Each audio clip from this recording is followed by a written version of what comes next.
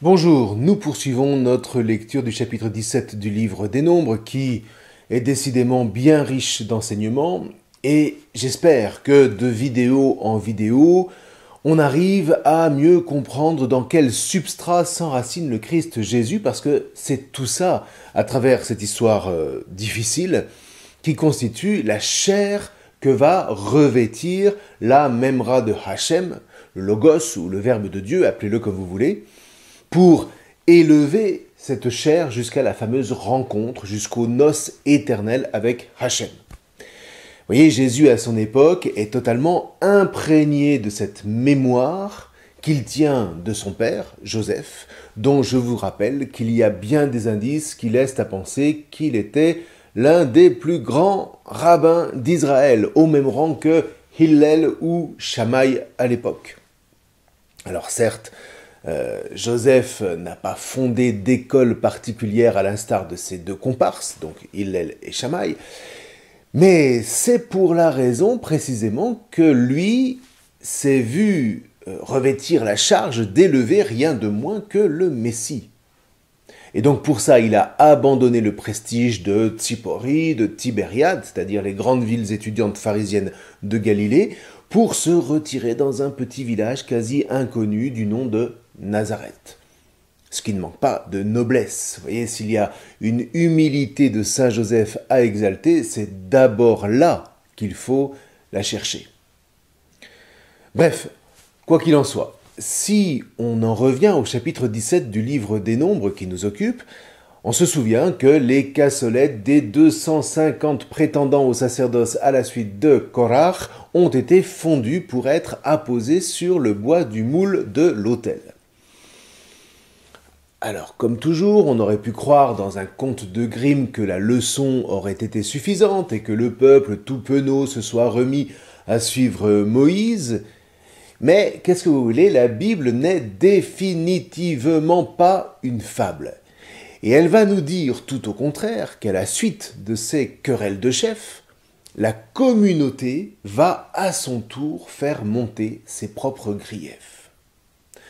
Ce qui veut dire que l'épisode précédent n'était pas seulement une querelle de chefs, à laquelle le peuple aurait assisté passivement, de la même manière que pour le taurillon d'or, Aharon avait cédé, rappelez-vous, à la pression du peuple. C'est du moins en tout cas ce qu'il dit à Moïse pour se justifier, c'est en Exode au chapitre 32, les versets 22 à 24. Donc, de la même manière, Korach a surfé sur la vague populaire, pour ainsi dire. Parce qu'en réalité, le peuple n'est pas innocent, ce qui se voit à travers les chefs qu'il se donne d'ailleurs. Vous voyez, si Korach a pu émerger avec les 250 prétendants au sacerdoce, c'est que le peuple les a portés, un peu comme quand on dit qu'une nation n'a jamais que les politiques qu'elle mérite. C'est la même chose ici. Sauf qu'à ce stade, c'est juste gravissime. Pourquoi ? Eh bien parce que, comme on vient de le dire, c'est le peuple en tant que communauté qui murmure. Eda, la communauté du témoignage. Donc pas simplement la nation, mais la communauté de l'alliance, la communauté cultuelle qui s'approprie une sainteté qu'elle ne peut pourtant que recevoir d'un autre. Vous voyez, c'est du Sartre avant l'heure. Il n'a rien inventé. L'autodétermination de soi par soi comme le sceau de la liberté qui définit l'homme dans son indépendance absolue. L'existence qui précède l'essence, comme il dit, au sens où personne n'a le droit de me dire qui je suis ni qui je dois être, personne n'a le droit de m'appeler. À moi seul de devenir qui je suis, de déterminer mon histoire, de déterminer mon essence. Alors évidemment, pour Sartre, en bon marxiste, exit la religion, mais surtout, à la suite de Nietzsche, exit Dieu. Et avec lui, exit tout autre que soi. Rappelez-vous, l'enfer, c'est les autres. Sauf que, encore une fois, Sartre ici n'invente rien. Il a été précédé par le peuple d'Israël 3000 ans auparavant, nous dit la Torah, de sorte qu'on sait déjà où mène ce genre de présomption. C'est donc en son essence la plus profonde, que le peuple murmure, en remettant en cause sa propre mission de communauté, sa mission de témoin de Hachem au milieu des nations. Or, nous savons aussi depuis l'Exode déjà que grogner contre Moïse, eh bien c'est grogner contre Hachem. Et grogner contre Hachem, c'est grogner contre le dynamisme même de la vie. Et donc, logiquement, c'est mourir. Exactement comme la grenouille qui voulait se faire aussi grosse que le bœuf. Allez, on se la refait celle-là. Une grenouille vit un bœuf qui lui sembla de belle taille. Elle, qui n'était pas grosse en tout comme un œuf, envieuse, s'étend et s'enfle et se travaille pour égaler l'animal en grosseur, disant « Regardez bien, ma sœur, est-ce assez? Dites-moi, n'y suis-je point encore? Nenni? M'y voici donc. Point du tout. M'y voilà? Vous n'en approchez point. » La chétive pécore s'enfla si bien qu'elle creva. Le monde est plein de gens qui ne sont pas plus sages. Tout bourgeois veut bâtir comme les grands seigneurs, tout petit prince a des ambassadeurs, tout marquis veut avoir des pages. Et on pourrait ajouter, tout homme rêve de devenir Dieu à la place de Dieu. Toujours est-il que ce soit il y a 3000 ans ou aujourd'hui avec par exemple la relève d'un Michel Onfray, que la dynamique n'a pas varié d'un quart de poil. Alors maintenant, eh bien, écoutons la Torah qui va nous dire comment sortir de cette pulsion de mort dont on nous dit qu'elle rejaillit immédiatement sur la communauté au verset 10 et 11. Eh bien, nous dit-on, il faut offrir pour elle une offrande qui couvre son péché. Autrement dit, il faut pratiquer sur elle le kippour, comme le suggère l'hébreu, vekaper alechem, c'est-à-dire couvre-les. Kaper, kippour, vous entendez, c'est la même racine, kafar, qui signifie couvrir. On en a déjà parlé à propos du Lévitique, c'est au chapitre 16, je vous y renvoie. En attendant, il y a urgence, parce que la frappe a déjà commencé, dit le verset 12. Quelle frappe? Mais celle de l'Égypte, évidemment, qui touche le peuple dans la mesure où refuser Hachem, c'est refuser de sortir d'Égypte, et c'est donc subir le sort mortel que l'Égypte avait réservé aux Hébreux. Alors la différence, et elle est de taille, c'est que depuis la traversée de la mer des Roseaux, l'Égypte n'est plus tant extérieure que intérieure. L'Égypte extérieure, c'est la terre de l'esclavage, et l'Égypte intérieure, eh bien c'est l'esclavage intérieur au sens de ce qu'on appellerait aujourd'hui une mentalité d'esclave, c'est-à-dire une mentalité qui préfère perdre la liberté et manger tous les jours, même mal, plutôt que de risquer de mourir de faim à cause d'une liberté qui fait prendre des risques. Et c'est exactement ce que dit la communauté à Moïse. Vous avez fait mourir le peuple de Hachem. Ben oui, au nom de Hachem, Moïse a effectivement ouvert au peuple le chemin terriblement exigeant de la liberté qui s'avère être un chemin à haut risque. Alors on voudrait revenir en Égypte. Mais sauf qu'on oublie que l'Égypte, c'est la mort assurée. Certes, l'Égypte nourrissait les Hébreux tous les jours, mais c'était pour mieux préméditer leur extermination. Ton Égypte intérieure te fait regretter l'Égypte extérieure.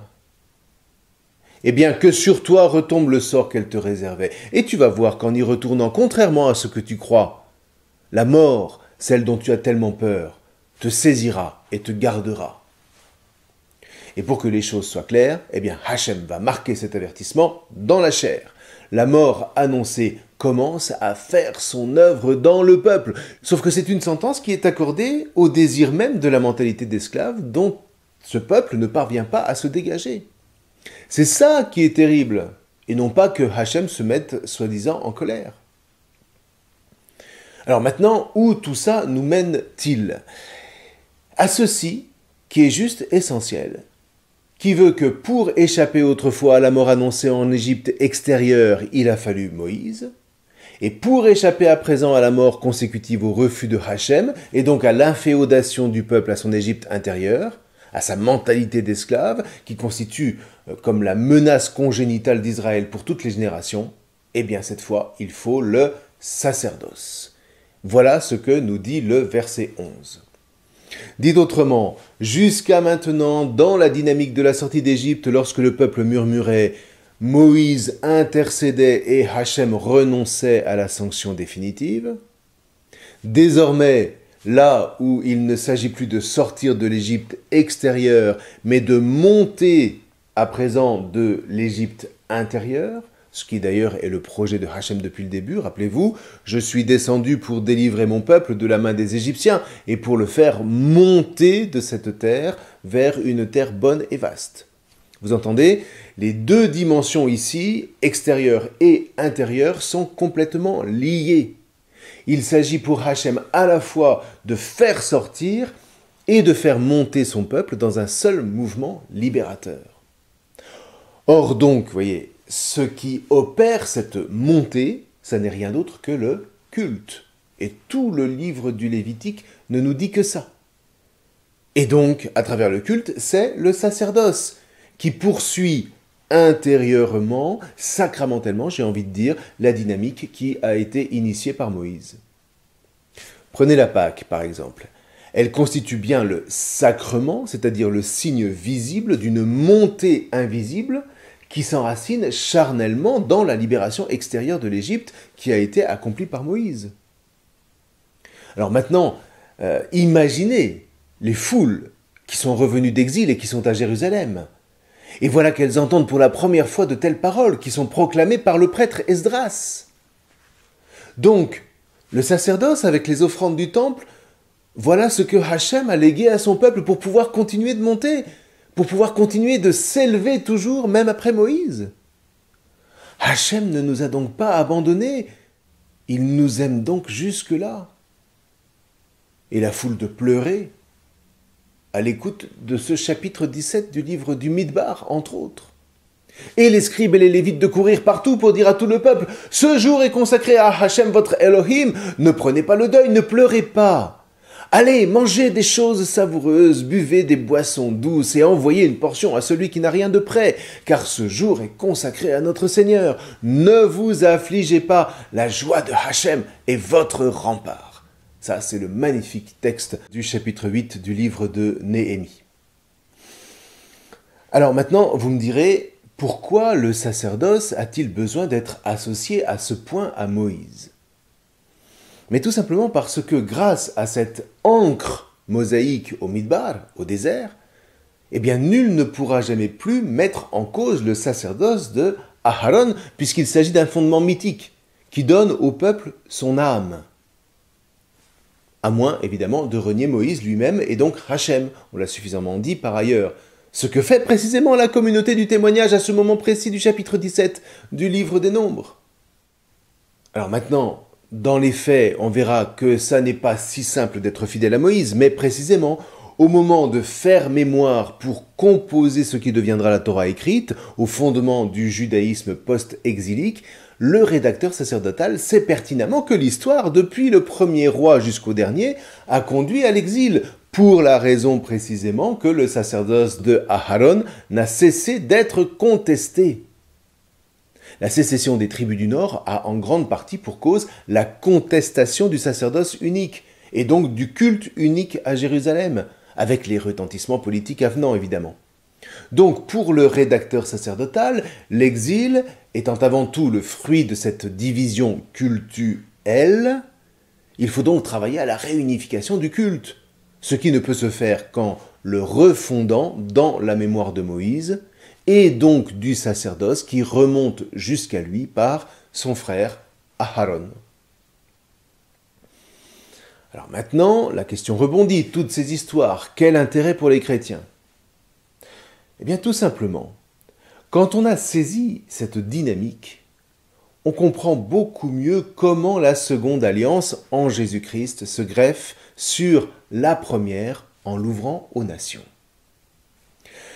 La première alliance, on vient de le dire, est ancrée dans le Midbar, dans le désert, par Moïse, qui institue le sacerdoce lévitique, le sacerdoce d'Israël, par lequel Moïse dessine un chemin d'ascension vers Hachem. Ce faisant, on l'a dit, aucune idéologie, aucune autre Égypte ne pourra jamais détruire cet ancrage. Et quand bien même aujourd'hui il n'y ait plus les offrandes du temple, on a aussi dit plusieurs fois que ce qui importait n'était pas tant qu'elles soient offertes aujourd'hui, mais qu'à tout le moins elles aient été offertes en leur temps. Pourquoi faire? Mais pour apprendre au peuple, par la loi de pureté, à se tenir toujours prêt à la sanctification que ces offrandes opèrent. Or, comprenons bien, ce qui importe en définitive, ce qui prime avant tout, c'est précisément cette préparation. Pourquoi ? Eh bien, pour que le peuple se rende disponible à la rencontre tant attendue avec Hachem, qu'opérera la reprise des sacrifices un jour dans le 3e temple, qu'édifiera le Messie, ça c'est ce que disent nos frères juifs. Mais en attendant, la préparation reste le cœur de l'espérance et de la vie juive, du moins pour les juifs pieux. Quant à la seconde alliance, eh bien elle ne dit pas autre chose, à cette différence près que le 3e temple, pour elle, a déjà été édifié. C'est le corps du Christ Jésus, comme dit l'Évangile selon saint Jean, au chapitre 2. Un temple par lequel l'ultime offrande a pu être offerte, celle du Christ grand prêtre, sur l'autel de la croix qui rend vaine toute autre offrande après lui. Pourquoi ?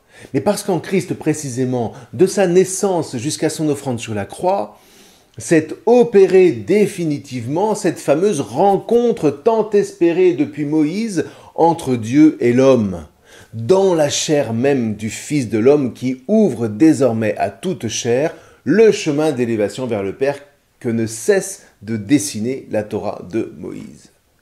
Et là encore, soyons clairs, la Torah de Moïse montre le chemin de la vérité, le chemin de l'élévation vers Hachem, mais seul le Christ est ce chemin.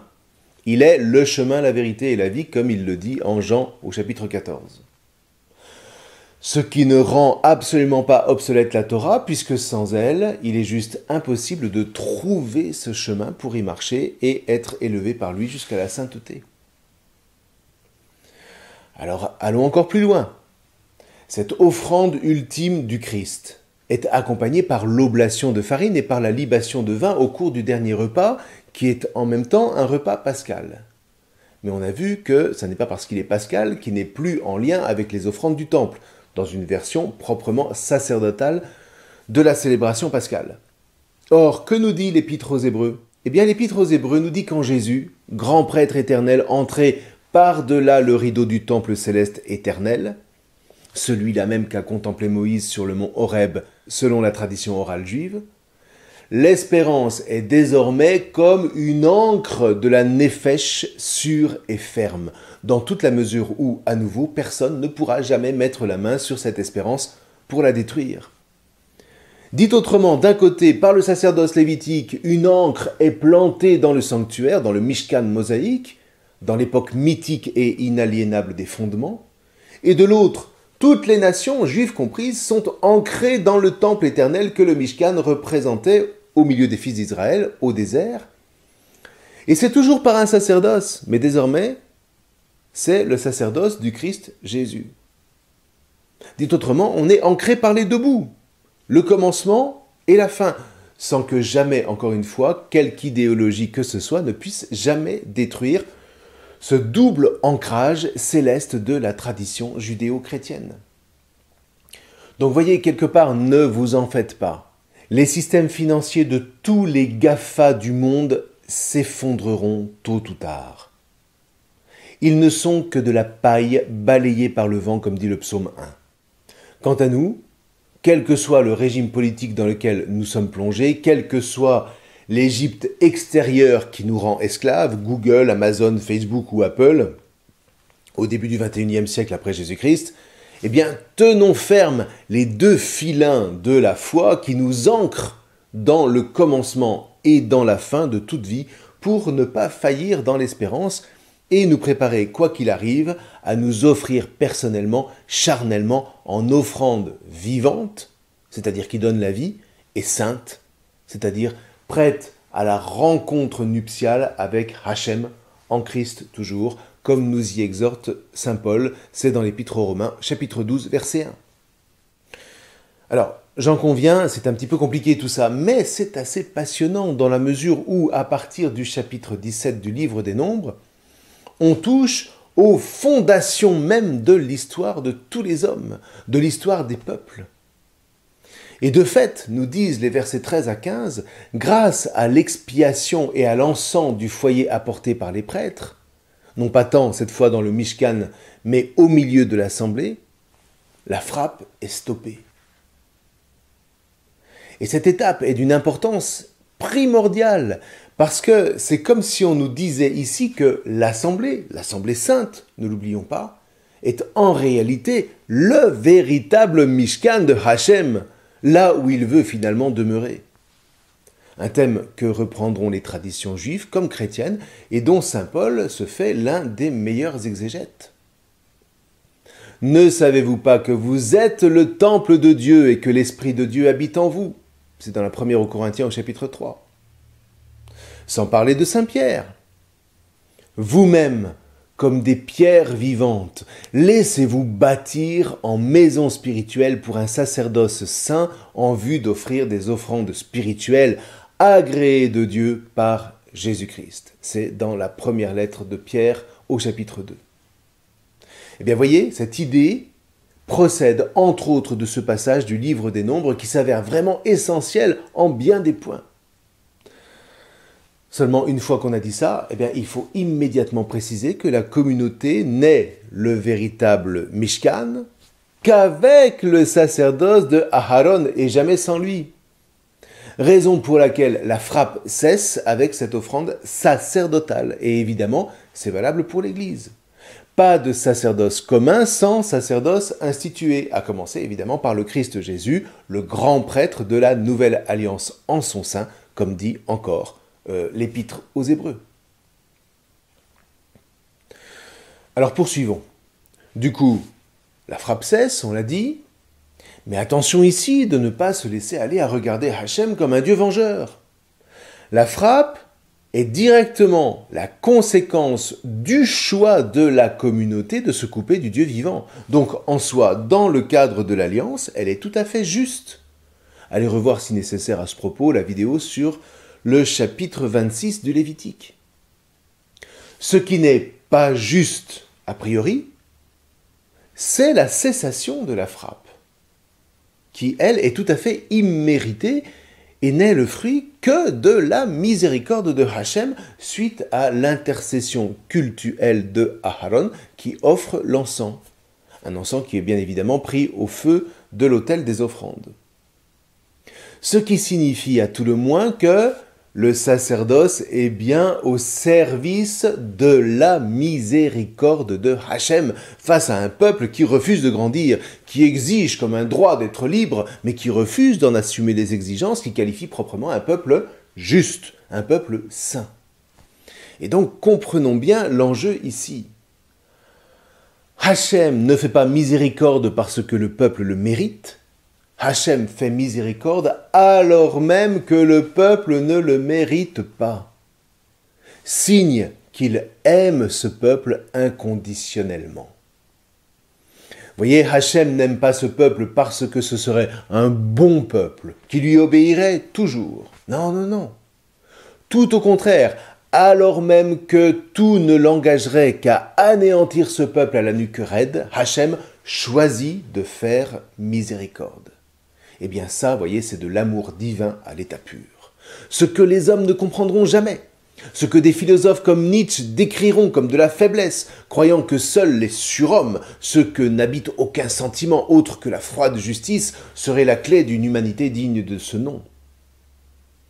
Or, voilà ce qui est au cœur de ce qu'on appelle la révélation. Et que Jésus résumera en disant « Aimez-vous les uns les autres comme je vous ai aimé ». Au sens où il nous a aimés non seulement jusqu'au bout, comme on dit souvent, mais il a surtout choisi d'aimer jusqu'à la miséricorde au moment même où rien ne l'y invitait de la part des hommes. Au moment où tout homme serait incapable de faire miséricorde, sur la croix, voilà que le Christ crie vers son Père « Père, pardonne-leur parce qu'ils ne savent pas ce qu'ils font. » Eh bien, que fait le Christ ici? Il obtient la miséricorde. Une miséricorde complètement imméritée par les hommes. Et ce faisant, sur cette croix qui est l'autel sur lequel il s'offre en offrande pour notre salut, parce qu'il obtient la miséricorde, eh bien on reconnaît en lui le sacerdoce saint par lequel advient la miséricorde au moment même, redisons-le, où la mort menace d'engloutir tout le genre humain. C'est la frappe. Et tout l'encens de nos églises et toutes les Eucharisties célébrées au milieu du peuple ne sont offerts que pour que cette miséricorde puisse faire barrage à la mort qui frappe de toutes parts dans un monde pour qui le Christ, s'il a jamais existé, n'est jamais qu'un pantin. Voilà ce qui se joue à ce stade du livre des Nombres, où tout, décidément tout, est en train de recevoir les fondations du salut. Au moment le moins propice, Hachem propose encore son sacerdoce pour maintenir ouverte la porte de la miséricorde afin de contrer le mal exterminateur. Autrement dit, ce qu'il faut entendre ici, c'est que ce qui fait fulminer Hachem, c'est la mort à laquelle se vouent volontairement ceux qui se détournent de la source de la vie. Ça n'est décidément pas la colère de Hachem qui provoque la mort. Sa colère naît précisément de ce que les hommes se séparent de lui comme on se sépare de la source de la vie, et donc qu'ils se vouent eux-mêmes à la mort. Quand le verset 10, qui reprend par ailleurs le verset 21 du chapitre 16, fait dire à Hachem littéralement « Écartez-vous du milieu de cette communauté et je les achèverai à l'instant », la Torah ne parle pas d'extermination ou de destruction comme on traduit souvent en français. Elle parle de faire advenir immédiatement l'achèvement, c'est-à-dire la fin, la finalité des revendications de la communauté. En substance, ils veulent se séparer de moi? Eh bien, c'est moi qui me sépare d'eux. Vous donc, écartez-vous du milieu d'eux, je vais leur donner immédiatement ce qu'ils demandent. Sauf que, ce faisant, encore une fois, Hachem met Moïse et Aaron à l'épreuve. Comme quoi, vous voyez, c'est pas si simple d'être à la tête d'un tel peuple. Ce que, au demeurant, Moïse et Aaron comprennent spontanément. Et plutôt que de dire « Ah oui, tirons notre épingle du jeu, tant pis pour le peuple », tous les deux choisissent au contraire de se prosterner et de faire jaillir la miséricorde au milieu du peuple. Ils choisissent d'intercéder et de forcer d'une certaine manière Hachem à ne pas se séparer du peuple qu'il a lui-même créé. Autrement dit, ils font exactement ce que Hachem attend d'eux. C'est-à-dire qu'au moment même où la sanction devrait être appliquée pour motif de trahison de l'élection, selon les règles mêmes de l'alliance, le sacerdoce est là pour intervenir afin de couvrir la faute, selon les prescriptions même de Hachem, qui sait déjà qu'il passera son temps à pardonner les infidélités de son peuple, tel un époux aimant face à son épouse infidèle, comme le formulera le prophète Osée. Vous voyez qu'on est vraiment aux antipodes du simple récit d'un Dieu vengeur façon mythologie païenne, comme malheureusement un certain catéchisme populaire a pu en faire la caricature jusqu'à Vatican II. Ça va infiniment plus loin, tellement loin que ça couvre carrément toute l'histoire du monde dans lequel Hachem a voulu comme planter indéracinablement sa miséricorde par la croix, pour que tous les hommes attirés vers le Christ, ainsi élevés de terre, puissent venir puiser aux sources du salut. Alors, on reviendra sur cette question très prochainement à propos du serpent d'airain. Terminons la lecture de ce passage en reconnaissant que le verset 14 n'y va pas de main morte. Quasiment 15 000 personnes moururent, nous dit-il. Alors, à nouveau, certains disent « Vous voyez bien que c'est un Dieu violent, c'est insupportable ». Sauf que ce qui est insupportable, en fait, c'est la bêtise humaine. Quand le texte dit ça, il veut simplement marquer les esprits. S'écarter de Hachem, refuser l'élection, c'est se jeter concrètement dans les bras de la mort et entraîner avec soi un nombre incalculable de naïfs exaltés. Sauf que ça veut dire aussi qu'alors même que la communauté tout entière, les 603 550, souvenons-nous à la fin du chapitre 2, alors même donc que la communauté tout entière a été infidèle, ça signifie qu'être vivant dans le désert, eh bien c'est le signe que le peuple est dans la main de Hachem qui le sauve. Et qui le sauve en faisant miséricorde quand refuser ce salut au nom de la basse jalousie revient à mourir. Et tout ça, qu'est-ce que vous voulez, nous a dit à la façon George Lucas de l'époque, avec tous les effets spéciaux qu'on peut imaginer, 15 000 personnes meurent, ouais. Mais c'est justement pour nous choquer, pour nous marquer, et nous faire réfléchir à notre propre rapport à l'élection d'Israël d'abord, puis à l'élection de l'Église par le Christ ensuite. Choisis la vie, rappellera le Deutéronome. Tout est là. Alors, la dernière partie du chapitre va consister à légitimer le sacerdoce de Aharon, alors même que jusqu'à présent il vient d'être contesté vraiment fortement. Mais bon, nous verrons ça la prochaine fois. Pardon d'avoir encore été un peu long cette fois-ci, mais vraiment je ne voyais pas comment faire plus court. En tous les cas, je vous souhaite une bonne lecture de ces versets 6 à 15 de ce chapitre 17 du livre des Nombres. Je vous remercie.